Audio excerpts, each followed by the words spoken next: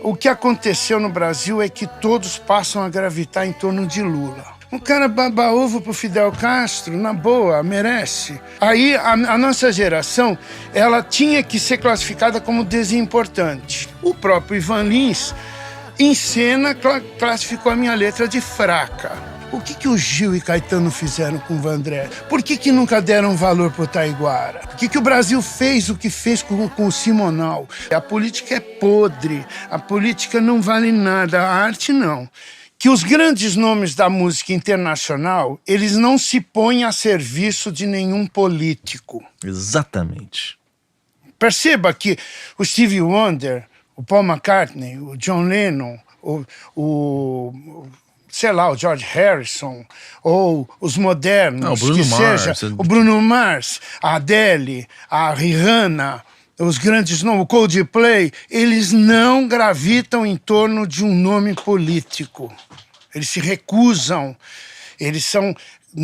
são maiores. No Brasil, o que aconteceu no Brasil é que todos passam a gravitar em torno de Lula. Essa é uma questão que eu tenho a criticar dessa geração, que é a geração pré-68, que seriam os grandes dinossauros da cultura, né? A contracultura, ela trouxe algumas coisas interessantes, assim, Godard, Glauber, são artistas que mais falam do que realmente produzem na música, no cinema. Então, é muita fala, muito protagonismo de entrevista, é a geração Pasquim, aquelas entrevistas gigantescas do Pasquim. Então, eu fui pesquisar como que se gerou essa situação da crítica, do pensamento crítico, artístico no Brasil, para eu tentar entender também o meu papel, como que eu sou visto, como que eu fui criticado, por que é assim o Brasil, essa explicação. Então, mas é que eu vejo que os artistas internacionais, eles se protegem. O Bob Dylan, por exemplo, por mais que ele se posicionou sempre, mas ele nunca gravitou em torno de... Entendeu? Isso é uma marca, talvez, terceiro-mundista. Você pega um Gabriel Garcia Marques, que é o maior escritor do mundo, é uma coisa linda o trabalho. Um cara baba-ovo pro Fidel Castro, na boa, merece. Sabe? Ou quantos pagaram pau pro Stalin ou pro Mayakovsky, quando pagou pau para o Stalin, ele perdeu, ele sofreu, ele é um poeta, quem devia pagar pau é o Stalin para o Mayakovsky, não o contrário. Então, o que eu acho, o nosso Jorge Amado também, quando esses artistas se filiam e entram para o pragmatismo político, ele perde o seu poder de corte, de crítica, entendeu? Ele fica vendido numa situação...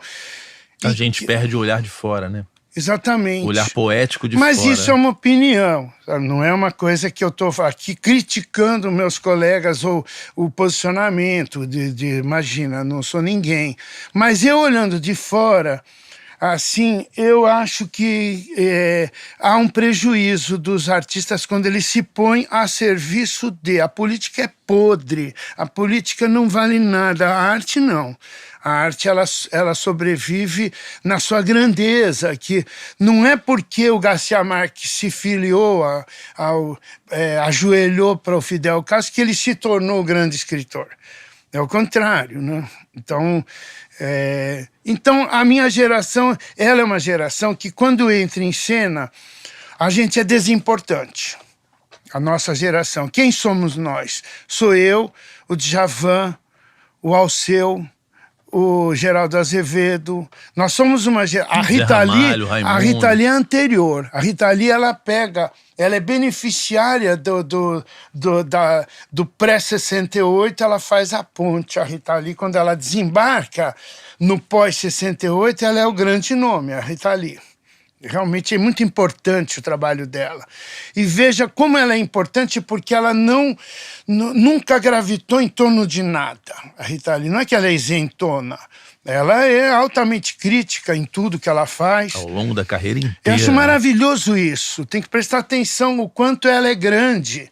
por não se deixar capturar pelos movimentos políticos e ter esse poder de corte até hoje. Aí a nossa geração, ela tinha que ser classificada como desimportante, porque a gente não tinha os elementos que a geração anterior teve, a geração do Chico, né? Eu pude conviver. Mas você sentia isso quando você chega em cena? A gente chega desimportante. Por exemplo, eu cantei Planeta Água no festival e o Walter Silva era um crítico chamado Pica-Pau. Ele escrevia na Folha de São Paulo e ele era um disc-jockey importante. E ele é do tempo da bossa nova, da tradição da música da MPB, exatamente anterior. Ele que chama o Planeta Água o hino da Sabesp.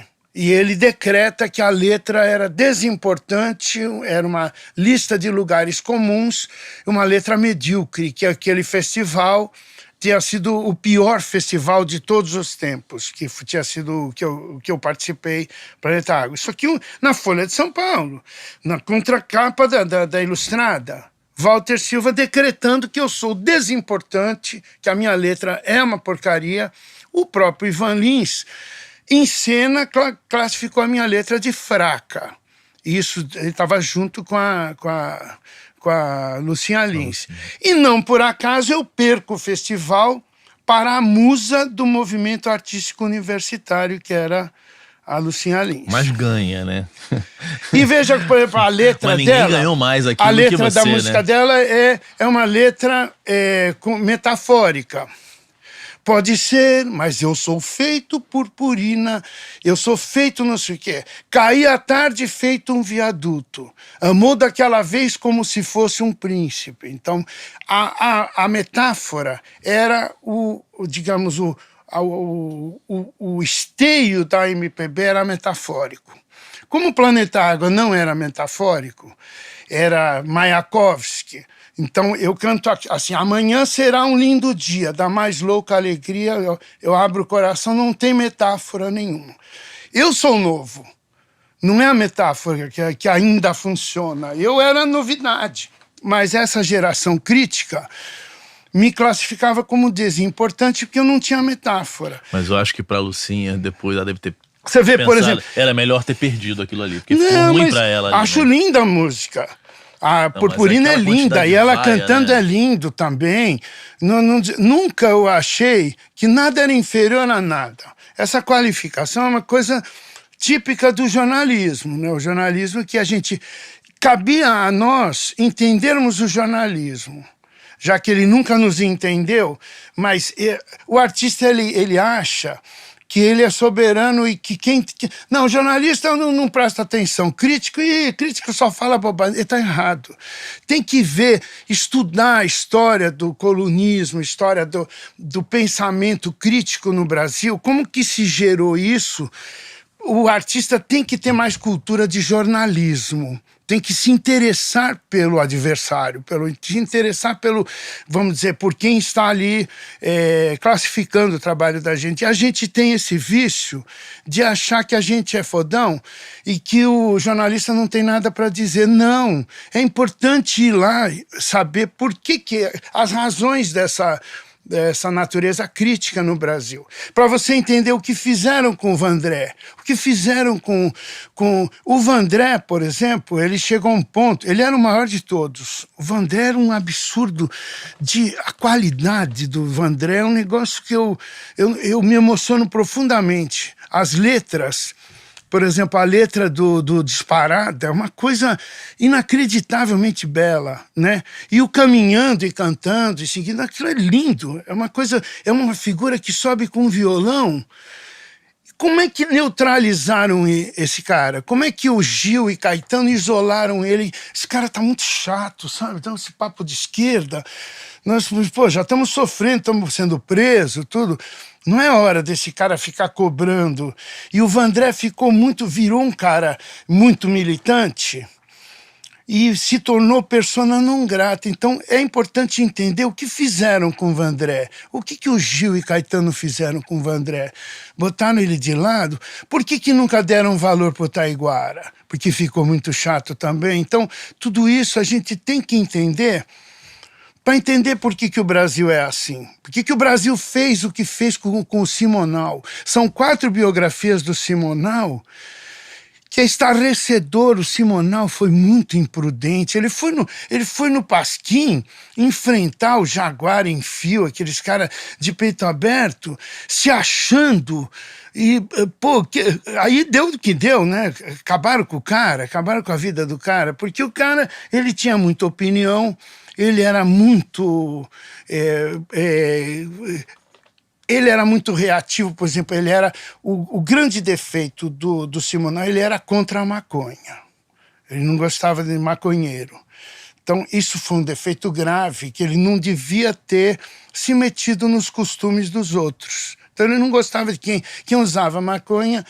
E, pô, Caetano e Gil chegam com uma coisa nova, uma estética toda nova. E ele...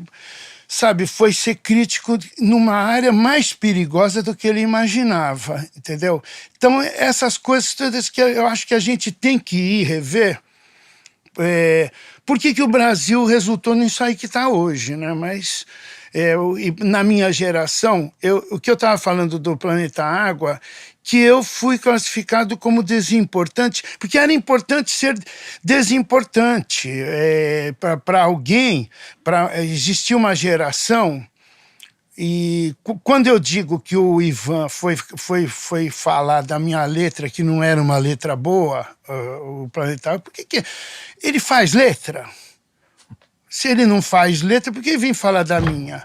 Que a minha letra... Ou será que eu, na época, eu ameaçava a figura do Ivan? Eu era um papo e é um além. Pianista também, né? Mas hoje eu não tenho nenhum tipo de rancor, nada. Foi um pensamento que ele falou na época. Perguntaram se ele gostava de Planeta Água.